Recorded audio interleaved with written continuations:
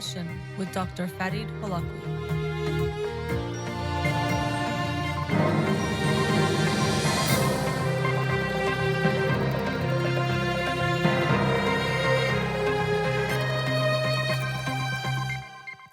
Good evening. Welcome to In Session. I'm your host, Dr. Farid Holakouee, and I'll be with you for the next hour here on Radio Hamra. We won't be taking calls today because I do have a guest who I'll be introducing to you shortly. You can follow me on Instagram, Facebook, or Twitter, and you can listen to the shows as they're uploaded at the end of each week to my SoundCloud page and podcast on iTunes and Spotify. But let me introduce to you my guest for tonight. I've had him on the show a few times before, but wanted to bring him on tonight because of things that have been gaining a lot of attention in the media. As we'll talk about, it's not that these issues are new, but the way they're being covered is new in some regard, or at least is gaining some attention. So let me introduce you to Jamon Hicks. Again, if you've seen the show before or listened to the show before, you've probably seen him a few years back. So Jamon Hicks is a partner at Douglas Hicks Law, APC, in Los Angeles, California. He became a partner after spending 4 years as a senior associate with the Cochran firm in Los Angeles, California. He also worked for 6 years at the law offices of Carl E. Douglas in Los Angeles. Mr. Hicks practices in the area of civil litigation and criminal defense and represents plaintiffs, defendants in state and federal courts. His civil litigation experience involves civil rights, wrongful death, catastrophic personal injury, employment and police misconduct cases. He also has tried numerous felony and misdemeanor criminal cases such as murder, attempted murder, assaults and battery, crimes against peace officers, driving under the influence, and drug and gun possessions. He has the unique experience of litigating both civil and criminal matters in federal and state courts. He prides himself on representing David against Goliath. In addition to practicing law, Mr. Hicks was hired as the youngest member of the adjunct faculty at Loyola Law School as a trial advocacy professor. He is also an adjunct professor at West Los Angeles Law School, where he teaches evidence. For 4 years, he coached Loyola's number 4 nationally ranked Byrne trial advocacy team. He serves as a guest lecturer teaching trial skills to law and high school students. Mr. Hicks has also participated on and helped organize numerous panels on criminal law, professional development, and other issues relevant to the legal community at various Los Angeles area law schools. He's also been quoted and profiled in numerous newspaper publications, including the LA Times, San Francisco Chronicle, CNN, Entertainment News, the OC Register, and Press Enterprise. For his active community involvement as well as early career accomplishments, he was selected as Daily Journal's 2012 5 Associates to Watch. He received the honorary A. Leon Higginbotham Memorial Award from the National Bar Association in 2012, and he was also spotlighted as one of Los Angeles' top black attorneys in the LA Focus newspaper in 2011. He has been profiled in the Los Angeles Times business section, How I Made It, and Mr. Hicks was selected as National Bar Association and Impact's inaugural 2010 Nation's Best Advocates 40 Lawyers Under 40. He has also been recognized by the National Trial Lawyers Association as a top 40 under 40. And additionally, he is recognized by the Super Lawyers magazine 10 years in a row as a Super Lawyer 2014 to 2019 and a Rising Star 2009 to 2013. He's also a finalist for the California Young Lawyers Association's Jack Berman Young Lawyer of the Year Award. Mr. Hicks serves on various professional, educational, and community boards. In 2012, he was elected as the youngest ever president of the California Association of Black Lawyers. In 2009, Mr. Hicks served as president for the John M. Langston Bar Association, where he was also elected as the youngest president in the association's history. For his outstanding leadership and dedication, Mr. Hicks received the CABL's President's Award at the completion of his term. He is a member of Consumer Attorneys Association of Los Angeles, the Los Angeles County Bar Association, Multicultural Bar Association, Los Angeles Junior Chamber of Commerce, and Kappa Alpha Psi Fraternity, Inc. He is also a member of the prestigious LA chapter of 100 Black Men. Mr. Hicks also served as special counsel for the Yes You Can nonprofit foundation. Additionally, he has served on the boards of the California Young Lawyers Association. Please welcome Mr. Jamon Hicks. Thank you so much. Thank you for joining me. Let me see how I flip this around. So I'm on Instagram Live trying to make this work. So Jamon, as I mentioned, we are here to talk about a topic that has been very much in the media lately with the very fortunately and unfortunately, public murder of George Floyd, which then has led to a series of protests and outrage. But the anger is not new. These issues are not new.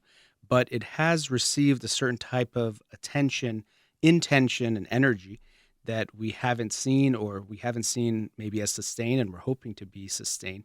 And that's why I wanted to have you on tonight so we could talk about this perspective, and especially because you can add a legal perspective of not only what's happened, what's going on, and how we got here, but also potentially what we can do in the future. So thank you so much for joining me tonight.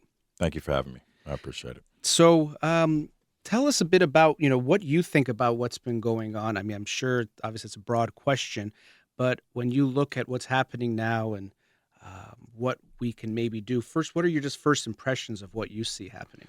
The first thing, obviously, is anytime I see another black man that's killed by the police in any fashion is disturbing. It's upsetting.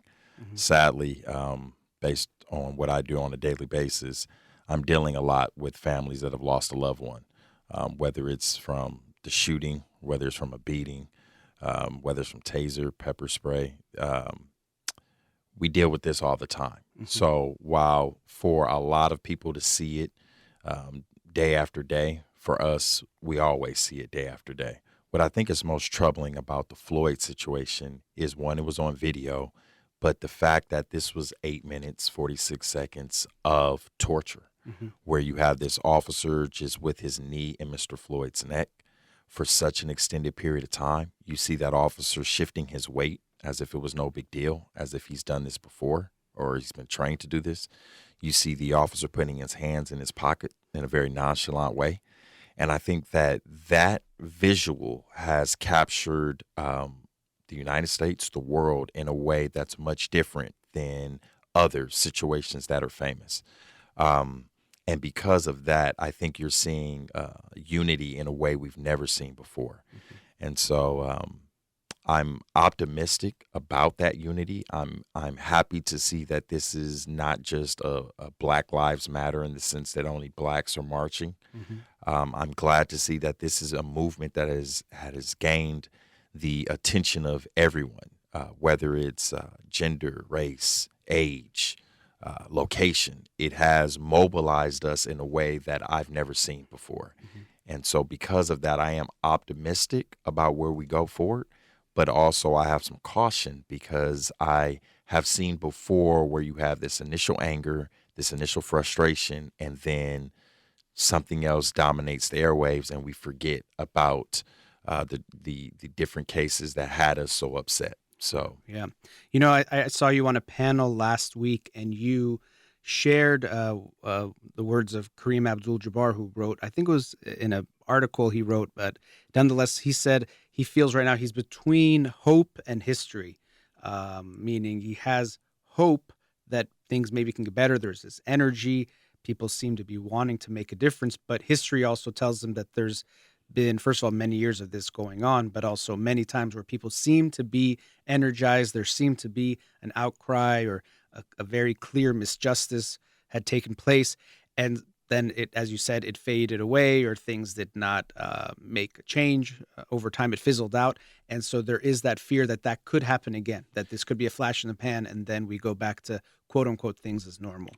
And I think one thing that is also different about this situation is you have the COVID-19. Mm-hmm. So not only do you have CNN, MSNBC playing this brutal murder over and over and over for days on end, mm-hmm. you have people that normally would be at work or people that would normally have some other distraction confined to being at home to have to watch it over and over again.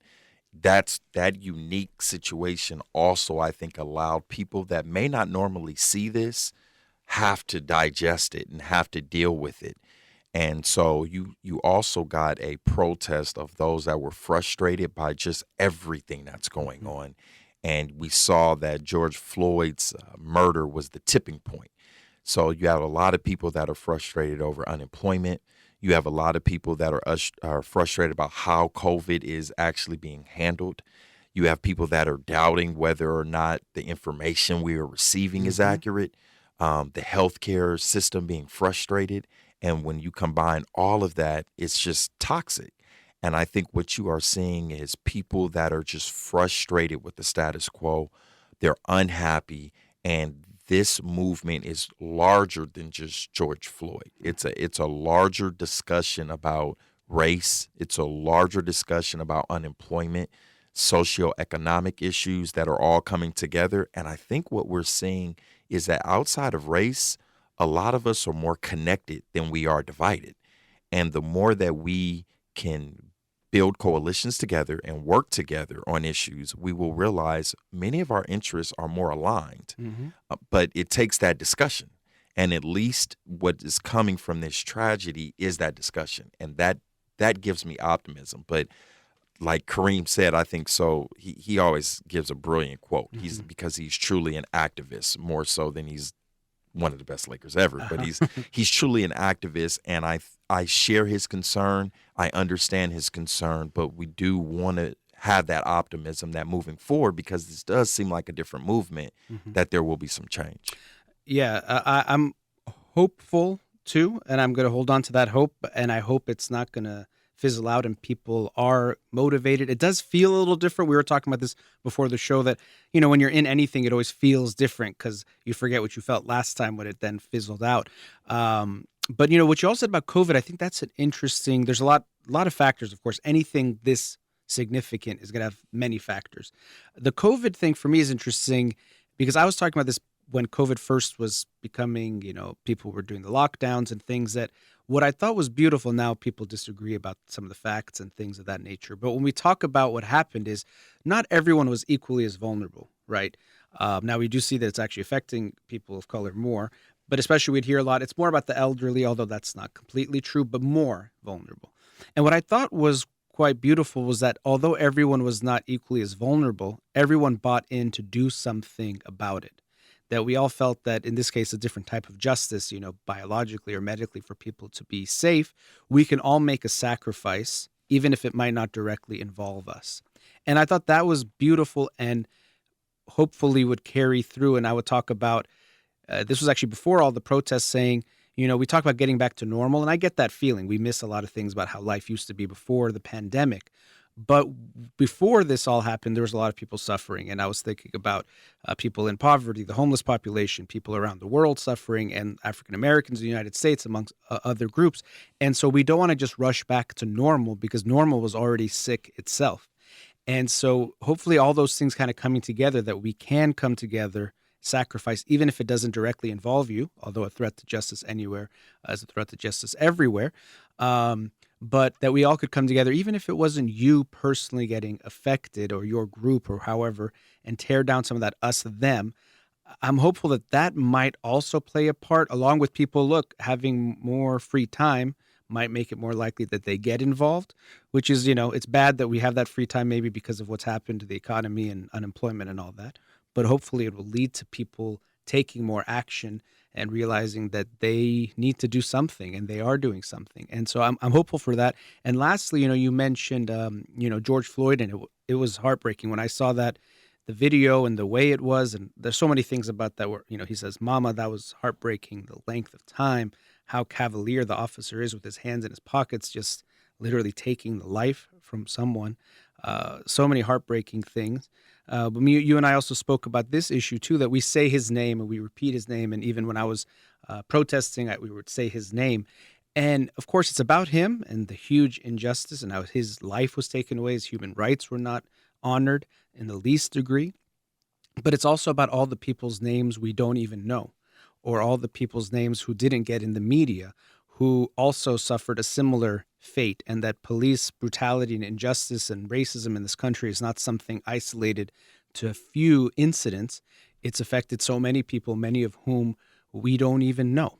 And, I don't know if you could, I know talking about systemic racism is a big issue, but I just wanted to hear your thoughts on that, we say his name or we say her name, Breonna Taylor, or others who we know, but it's also to honor the people that we don't know their names who also suffered a similar fate. Yeah, I'll give you a perfect example. You raise a great point. We all know the name of Sandra Bland and what happened to her, and the questions about whether or not it was suicide or whether or not there was some untoward actions by the officers, especially given the fact that we were able to see the stop and the aggressive manner by which that officer dealt with her. Well, there was also a case around the same time, Waukesha Wilson, that got some publicity, but not the type of national publicity as Sandra Bland. Our office actually worked on that case, and the Say Her Name movement, the Black Lives Matter, was very active in Waukesha Wilson as well as Sandra Bland. And what happened is during a city council meeting, they would not say her name. They would not say Waukesha Wilson's name. And you would hear the Black Lives protesters yelling at the city council, you need to say her name. Don't try to run away from it. Say her name, because when you say a person's name or when you have a connection with a person, right, it is much harder to have the same racist views that you possess. And so to try to pretend like that person is not human or they're not someone that you connect with, it's easier to dismiss them. And I think it is powerful now that part of the lingo in the protests is forcing people to repeat the name over and over and over again so that they're not just lost. We remember George Floyd. We remember Michael Brown. We remember Ezell Ford. Those names Trayvon Martin, right? We've come to know those. But there are so many more. There are hundreds of people that you don't know that have had the same fate, unfortunately. And I think that's when you see people so upset about the police, because you were able to see the officers' disrespect for Mr. Floyd's rights and his cavalier attitude. That's a bigger problem than just race, right? That's a problem about the way that they're being trained. He didn't just in the moment decide to kneel on Mr. Floyd's neck. They're being taught that. They're being, shown this as a technique, which is a problem. And you've even seen that there have been other videos that have emerged from other jurisdictions where officers are deploying the same tactic.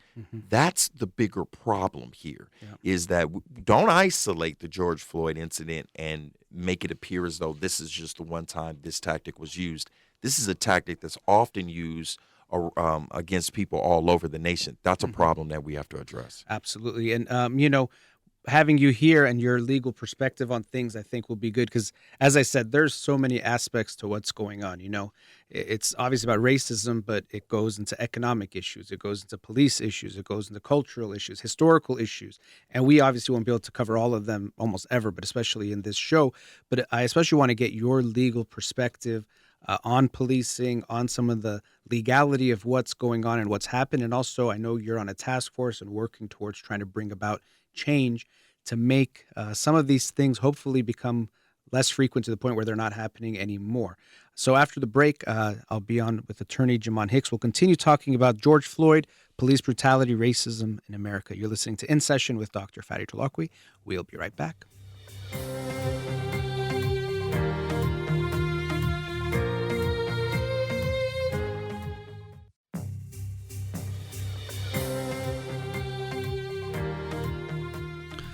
Welcome back. I'm joined again by attorney Jamon Hicks. We're talking about George Floyd, police brutality, and everything that has been going on, unfortunately, for so long in the United States, but especially has been gaining a lot of media attention. And also, maybe a good way to transition into what I want to talk about next with you about the legal side and progress is the protests. And so the protest is not new. Protest is older than America. America was almost created out of protests in some ways, you could say. America was also created on some very horrible things as well, which we won't get into detail at this moment. But the protests have been, very inspiring. It's been a lot has happened. There was a lot of the rioting and looting got a lot of attention early on. This past weekend, I think it was much more peaceful from what I observed. I was able to participate in a protest in Los Angeles on Saturday. And so sometimes when you see people protesting, I've heard this before. I remember in the Women's March and other things like, well, you're protesting. Who cares? Like, what's the point of protesting? Okay, you go make signs and walk around for a little bit. And sometimes protests begin and end there, but protests can also lead to change. And we've seen that throughout history. When you look at history and what has led to change, very often there was protests of different kinds that took place that led to change. And in this short amount of time, we saw that protests likely expedited the arrests of the other 3 officers in the case of George Floyd. We're also seeing that today it was introduced in Congress a Justice and Policing Act of 2020, which I don't know how promising it'll be, what's going to happen as far as it getting passed, but just that it's becoming part of the conversation to pass legislation, to legally make changes is very significant. So maybe you could share some perspective. And I know, as I mentioned earlier, you're on a task force trying to bring about some change in this regard. But any thoughts you have on the legal side of what's going on and why these laws matter? Yeah, and maybe if that's not too broad of a question. I think, number one, anytime you have pressure, it brings about change, right? And so what we saw with the initial protests was that they were trying across the nation, right, which is what caught everybody by surprise. We expected there was going to be these protests in Minneapolis. We saw that coming, right? But to watch Los Angeles join in with D.C., with Atlanta, with Chicago, and then eventually, like you said, it spread all over the 50 states. We've never seen anything like that. Yeah. And so if we've never seen anything like that, legislators haven't seen anything like that. So what ends up happening is now we have the attention of the legislators. Now we have the momentum because we have the power. We want to see certain laws change, or else we're going to vote you out of office.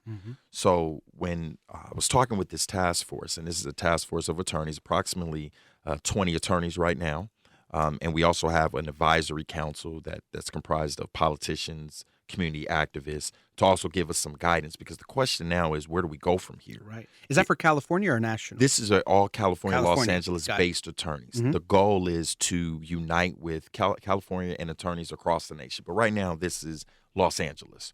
What can we do to mobilize our community and actually get change? So we came up with a three-part platform right now. Number one, there was a bill, an Assembly Bill 392, AB 392, that was proposed by Dr. Shirley Weber, who's amazing, out of San Diego. She had a very simple goal, right? I'm going to consolidate 3 pages of a bill in one simple sentence. Right now, officers can use force and deadly force so long as they can justify it as being reasonable. That's the key word. Dr. Weber said, let's change that word from reasonable to necessary, especially in the context of deadly force. That it's not just reasonable, but it has to be absolutely necessary before you use deadly force. So with Floyd, it had to be necessary for you to put your knee on his neck, and it would have to be necessary that you did it for 8 minutes and 46 seconds. No way, right? If the standard was necessary, I think we can all agree that then the officers are not going to be have a defense. So the goal for AB 392 was to do that. The problem is it didn't pass with the same language initially as intended because it got watered down. So the first thing is we want to revisit AB 392 and get back to that language of necessary as opposed to reasonable. Number 2 is a theory called qualified immunity. I could speak for hours about it. I'm not going to do that. Real simply, it gives the officers a defense to when they use too much force. And when they use this excessive force, they use this defense of qualified immunity, and they're shielded. They're provided this immunity. They're not held responsible. We have to attack this theory of qualified immunity. We have to redefine these legal concepts. That's number 2. Let me ask you about that qualified immunity. That's for civil case, right? That's for civil. Okay. That is a civil, and it's also federal. It's a federal standard. The problem is civil and criminal are so intertwined with these types of cases, because if the standard is reasonable force before you could be held civilly liable, well, then the standard is reasonable force if you could be held criminally liable. If they have a defense of qualified immunity in civil court, they're going to have an argument in their criminal defense as well. So even though they're separate items, they walk hand in hand because you're talking ultimately about holding police accountable, whether it's from a criminal standpoint or a civil standpoint. The third thing would be to create an independent prosecutorial agency. What that means is right now, if there is an officer that is accused of unreasonable excessive force or an assault or even any type of misconduct, the district attorney is responsible for investigating them. Their own department is responsible for investigating them. That creates an inherent conflict of interest. You have the police investigating their own, the district attorney who's received numerous millions of dollars from a police union policing their own. It's not going to happen. So this idea would bring the attorney general or some outside body that's independent. They would then conduct the investigation of the officers. They haven't received this money from the police union. They're an independent, neutral body. They would make a determination whether or not to charge. And if so, they would try the cases against the police officers in the criminal context. This is, I think, just an initial start. It's by no means an exhaustive list. But I think when we start talking and discussing these options with other leaders of other groups, we might be able to affect change in either legislation or through propositions and voting and leave it in the voters' hands. That's great. I mean, as we talked about a few times already, this is going to, we're talking about something that's very complex, multifaceted, this issue of race, racism, police brutality. There's so many factors to it, and that's why it's going to have to get addressed in so many different ways. We need to keep talking about it. You and I are talking about it. People are talking about it on social media. People are protesting. That's great, and we need to keep doing those things. But obviously, legal change needs to happen as well. Without any change to the laws, we probably won't see end result changes that we're looking for. So I think it's great that were you already in the works on this before this, the George Floyd case about the task force? Was that more in response? I mean, I know, as we talked about, this is not, unfortunately, police brutality is not new in the United States targeted at African Americans, but it has got renewed attention. So was that in the works or was it in response? The actual setting up of the task force in the sense of having something officially set up is new. These subjects are not new. These are things that have been discussed before amongst lawyers, especially trial lawyers that are in the trenches and trying these cases all the time. But setting up something official, actually marketing to non-lawyers, doing more of educating the community about these issues to answer questions, that's much more new because my dad used to always say, look, if you're not a part of the solution, then you're part of the problem, right? So I can be upset and I can yell and scream, but what am I doing, right? Besides yelling and screaming, what am I doing to try to make change? So that's the vision behind the task force is let's bring our talent, our knowledge, our resources, our passion. If we can bring that all together and we can educate the community, we can field questions from the community, then maybe we can find a way to propose a bill where if it doesn't pass because of political reasons, at least voters might have the opportunity to let their voice be heard. So although it is new in the sense of, we have something official with the title, with the board and things of that nature, it's not new in the ideas that are being put forth. Right. That makes sense. And politics is an interesting thing. You have to have momentum. For things to change. And so I could see how things came together, maybe even a renewed sense of urgency or a renewed sense of momentum that could be gained. A few weeks ago after I watched the George Floyd video, I talked on my show and I said, watching the video, I felt so much. It was heartbreaking. I was angry. I was sad. For him, for other members of the African American community who've suffered in this way for so long, and not just in that way. It's not just if you've experienced police brutality that you've experienced racism or the effects of systemic racism in America. But what I told people on the show is I said, we have these feelings, and usually our response to bad feelings, the ones that don't feel good, is to try to get rid of them. Either we numb them, or with these kinds of things, we might justify it somehow, which does go to things like blaming the victim, things like that, or we try to forget about it. And I was asking people, and also for myself, let's not do that. Let's make sure we don't let go of these feelings. Feelings are telling us something. I always try to, not just in this case, but in general, tell listeners, your feelings are information. They're telling you something. You feel pain in your body, that's telling you something. You feel pain emotionally, that's telling you something. And so I hope people will hold on to that, the sadness, the anger, all those things they're feeling. But then just the feelings are not going to be enough. We have to take action. And so we have to take action with those feelings. And those feelings can be a great drive to make you do something. Something doesn't seem right, we do something about it. You want to make it right. And so I hope people don't lose that feeling, but the feeling itself won't be enough. We're taking action, and what you're talking about, I think it's wonderful to take action. And something else I urge people to do on that show is go study. First of all, study what's going on, books, listen to the great thinkers on these issues, listen to the people that are actually suffering because they can tell you a lot more than you can and try to understand it. But also, if you can earn a degree or do something where you can gain some type of clout to make changes. You as an attorney, I'm sure a lot of these things you believed before you were an attorney or if you never became an attorney. But the fact that you are an attorney and have also built up such a great character and reputation within the legal community, that's going to allow you to do even more good. So I think it's just another, I commend you for what you're doing and your colleagues and what you're doing. And I also encourage people who are listening to think of how can I make a difference in my unique way? There's not just one way to make a positive difference in this world, even when it comes to one issue like racism in America, but whatever it might be. And I think you're a great role model for people to see someone who wanted to take action and is using his hard work to now pay off in that you have this clout, you have JD at the end of your name. You could be Jamon Hicks and have these same ideas, but when you're Jamon Hicks JD and you say the same thing, it takes a different, it has a different power. And I think that's wonderful. And I'm hopeful that what you're doing, you'll keep us updated, especially in California, if it becomes, a referendum or something that's on the ballot that people can vote on. I'm sure I'll have you back on if it happens by this November or whenever the election is that would be on to talk about that. But I appreciate the work that you're doing in that regard. Thank you. And one thing I think is also important is that you have leaders and members of all communities coming together to talk about different legislation to get different ideas, because too often what happens, and I'm guilty of it as well, right?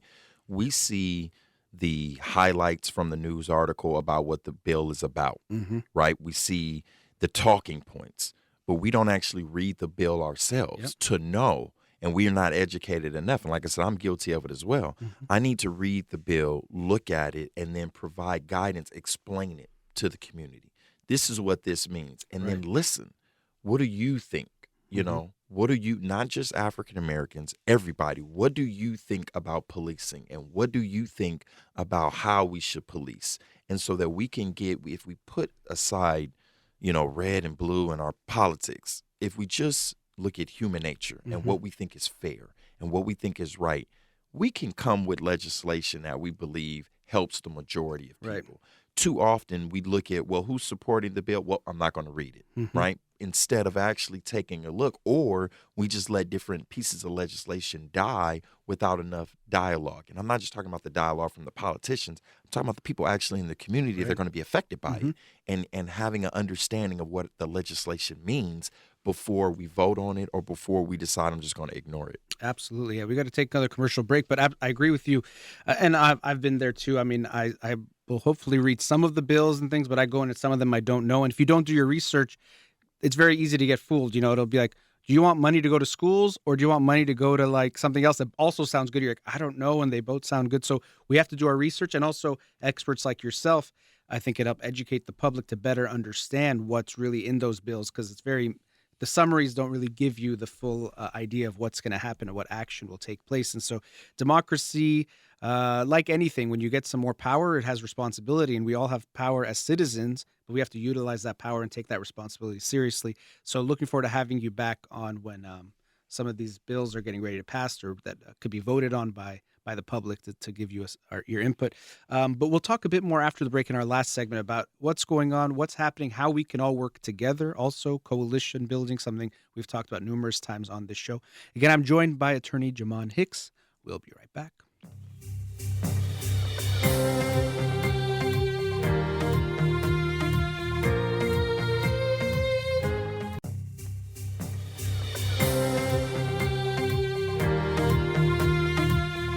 Welcome back. Again, I'm joined by Jamon Hicks, and in the previous segment he shared about some work that a task force he's on with other attorneys and other community members are working on to help bring about some changes in California when it comes to laws relating to police brutality and interaction between police and citizens. But we wanted to tie it back into what we can all do, as I was mentioning in the last segment. And the way I actually met Jamon is, I think it was 4 years ago, a few years back, at an event for the Iranian American Bar Association. We were both invited to speak. I took advantage of the situation, and when I was speaking, after I heard Jamon speak, I asked him to be on my show while I was at the podium, which put the pressure on him, and I think he had to say yes. And so thankfully he came on. But what we talked about was that time, and wanted to continue now, is that coalition building. That as we were talking about before, some groups might be affected by something, some may not be affected by that same issue. But what we would hope is that if there's an injustice going on, that we all take action, that we all get involved, that we don't see it as someone else's problem. Of course, even this us-them dichotomy that we create in so many different ways leads to a lot of the problems that we experience. But to try to recognize that when we see something wrong, we do something about it. And then hopefully those same people, when something happens to us, they'll step up and help us out. And actually, that's how I heard about what was going on. Was I don't remember, we were trying to talk about it during the break. There was some legislation that was going to affect Iranians, including other Middle Easterners, related to immigration, and the law seemed to be very unfair. And Jamon was part of a group that was working with the Iranian American Bar Association and others to try to fight against that. So it was not going to affect him or African Americans or other people in the organization he was in specifically, but they saw something that was an injustice, and so they took action, and that's great. And so I wanted to ask Jamon, is kind of a big question, and we'll kind of discuss it together, what he would ask of the Iranian community. Not everyone that listens to my show is Iranian, but the majority are, and the majority of our listeners here at Radio Hamra are. So I wanted to get some of his thoughts on that. So Jamon, I know it's a big question, lots of different angles you can go on there, but just wanted to see what you thought. Well, I think like we were talking about at the break, a lot of the issues that affect the Iranian American community affect the African American community are the same. And one big one that I think we can all agree is racial profiling and being racial profiled and how that feels, whether that's in the streets when you're driving your car and being pulled over, where we've coined the term driving while black or DWB, right? Or whether it's in the airport when because of a certain last name or because of a certain look or because of attire or because of religion, you're treated differently, or you're having to deal with people's insecurities and their ignorance. At the end of the day, it's the same pain, right? It's the same pain that we are treated differently based on something we have no control over, right? And the person hasn't even got to talk to us, know anything about us, but they're making a stereotype based on some ignorant belief. Our communities are more aligned in that fight, in that battle. And just because maybe it's not an issue for me because I've never been to Iran and I don't have the issue with green cards or the issues with immigration, that doesn't mean that your pain is not my pain, that your fight is not my fight. And the same thing when we're talking about being pulled over or being racially profiled, right? It might not happen in the same fashion. I don't doubt that that also happens in the Iranian community. But in the black community, it is a concern that men especially feel nervous every time a police officer is behind them. And so instead of just going, well, that's not my fight, that's not my battle, let's talk about it. Let me explain to you the issues that affect the community and how the African American feels about being racially profiled in that fashion. At the same time, you explain to us how it makes you feel being racially profiled. And when we talk and when we feel each other's pain, then we see that we are connected by the same human race. I'm always cautioned anytime I hear someone say, well, no, I'm just colorblind, right? That's a red flag for me. Because we're all unfortunately programmed a certain way. We all have implicit biases. We all have stereotypes because that's how we're made. That's how this world has made us. If we try to act like that doesn't exist, we're going to continue the problem. If we accept that we all are subject to implicit biases and we are willing to talk about them, we can find a solution. But so long as we try to ignore that, that it exists, like you'll hear certain politicians or even certain sports commissioners, even though, Roger Goodell finally came out. When people say, no, racism doesn't exist, it's like, well, no. Right. Let's talk about the issues. There are issues in all communities, not just the black community, right?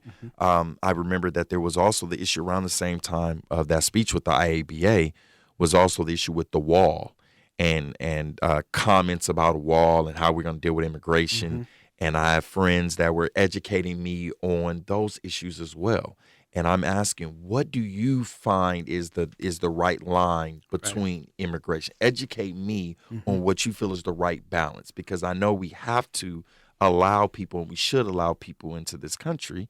And at the same time, I know people have concerns about how do we monitor, certain things. So let's talk about it. Let's have a discussion and educate ourselves so that we can figure out what's the right middle ground that we can all agree on. Yeah, absolutely. And I think, look, racism is everywhere because, like you were saying, this implicit biases, it's not something that affects just some people in some places. It's everywhere, and even within us. And soon I'll be reading the book. I forgot the author's name, but How to Be an Anti-Racist. Because, as there's, people are saying, you see a lot of posts, it's not just enough to say, I don't think I'm racist. First of all, you probably are, because we all have some implicit biases within us. But on top of that, that's not enough. You have to fight for, if something's unjust, you can't say, I walked by this pool and this boy was drowning, but I didn't throw him in. It doesn't matter. You got to go save him if you're walking by. And so people are suffering in America, and it's our responsibility to do something about it and recognize we live in a racist world. America still is racist. It was built on racism. And we don't like to face uncomfortable things. I get that. And actually, my work as a therapist is to encourage people to face uncomfortable things within themselves, feelings, thoughts, memories, because I know that leads to healing. And also on this show, I try to talk about uncomfortable things. Even today, we're talking about racism. I get it. It's uncomfortable. It makes your, anxiety go a little bit up. What are we going to talk about? What's going to happen? Is it going to be okay? Or I talk about suicide or sexual abuse, things that are uncomfortable because I know when we don't face real things, the problems don't go away. They just get worse. And so we have to have the conversations that might be uncomfortable. And I hope people will continue to have them. And this is something to the Iranian community that I talked about on my show 2 weeks ago, and it probably came up last week as well. But we have a lot of racism in our community. I've seen it. And again, I'm not saying this to you. I'm saying it as part of the community, that we have this problem. And even people, and they're writing it on the Instagram, within Iranian communities versus the Afghans, there can be some discrimination. I just saw a book. I ordered it as soon as I saw it. It's called Afro-Iran, showing darker-skinned Iranians who came from Africa, who live in Iran, who look like any other African-American or African in any other area, but they're Iranian. And I'm looking forward to having that book, and it also has pictures inside to share it, to show, I wish we didn't need to see it in this way, but that we are all one family, that you might think Iranians is this us, and then there's a them, but we can't really differentiate as easily as you'd think. So this us-them is very much something that comes into our head because we created, or society helps reinforce, okay, race is so important, skin color is so important, but it doesn't have to be. But right now it still is. So as Jamon said, you can't say, I don't think skin color is important, so I don't care about it, I'm past it, I'm above that. No, it's affecting the world in serious ways. So you can't ignore the reality of what's going on. But within ourselves, when we think it's such a us versus them, we can start to see that line is much thinner when we interact with members that are what you think might be different, you see are much more similar. See the experiences of people who are different. And let me also make this point. I know there's kind of this, like everyone wants to be woke as far as being aware of what's going on, knowing what's the right words to use. And I get that, and I try to be that way. I want to be more that way. But we can't let that get in the way, because we're all as woke as we are now, but we used to be less woke, and we'll continue to realize there's something I believe now that now I look back on and realize that was not fair or just or racist or sexist or whatever the case may be. And so we have to be open to having the conversations without fear of being wrong. You're going to get it wrong sometimes. You're going to say something that might come off racist or not aware of what's happening. But we have to continue trying to grow and not judge one another for being wrong or not knowing enough. Hopefully our hearts are in the right place. We're going to try to make things more fair and be aware of it. But we have to recognize that there's a lot of room for us to grow. I don't know, Jamon, if you have any thoughts on some of that. No, I agree 120% with you. And that is when we go back to Kareem's quote, because it was just if I could summarize my feelings, he summarized it perfectly, right? But that's why I do feel such a sense of hope because of this movement. It was telling to watch, and I've been watching a lot of the protests with my mom, for example. My mom's been through, the Watts riots as a teenager. She saw it, remembers it, right? She was there for all the assassinations, the Kennedy brothers, Martin Luther King, Malcolm X, and many others that we don't talk about that were assassinated. The 92 riots and these riots. And for her especially, it's here we are again. And when I talk to older seniors, I don't care what religion, I don't care what race, it's the same thing. We've seen this before. But as this march continues, and you're looking at the visual of the collective identity of the people marching, it puts a smile on her face, and it puts a smile on a lot of people. Even Kareem Abdul-Jabbar said, I haven't seen anything like this. And he's a person that's been on the front lines of any injustice that he finds. He's on the front line. And for him to smile and for him to have hope gives me the belief that we're headed in the right direction, right? We're just starting. I mean, we have a long way to go. But when we're looking down the path, if this is the beginning of coalition building and of talking to each other, and if this is the beginning of people using social media in a fashion to educate and to learn and to quote unquote be woke, then I do have a bit, more optimism. I am closer to the optimism side than history side, but I'm cautioned because I need to see it. Right now, this has been a powerful 2 weeks, but we can't just sit back after 2 weeks and say, well, that was a wonderful protest, right? Or that was a wonderful march, or that was an important moment in this period. This has to be something, and we look back, and history books talk about 2020 was a changing time. The same way we look at certain things that happened during the civil rights movement, during the women's rights movement, during all the movements. There's that moment where you kind of see the momentum shift. Right. If we can look back at 2020 and say that's when it shifted, then I think we have a strong possibility of really maximizing our strength as a community as a whole. Yeah, and I think that's so true. And like I said, I'm cautiously optimistic as well, that I'm hopeful. It does feel different, but again, when you're in it, it's hard to tell what's going on, how history will look back on what's happening. As you mentioned, we can look back, like civil rights movement. People talk about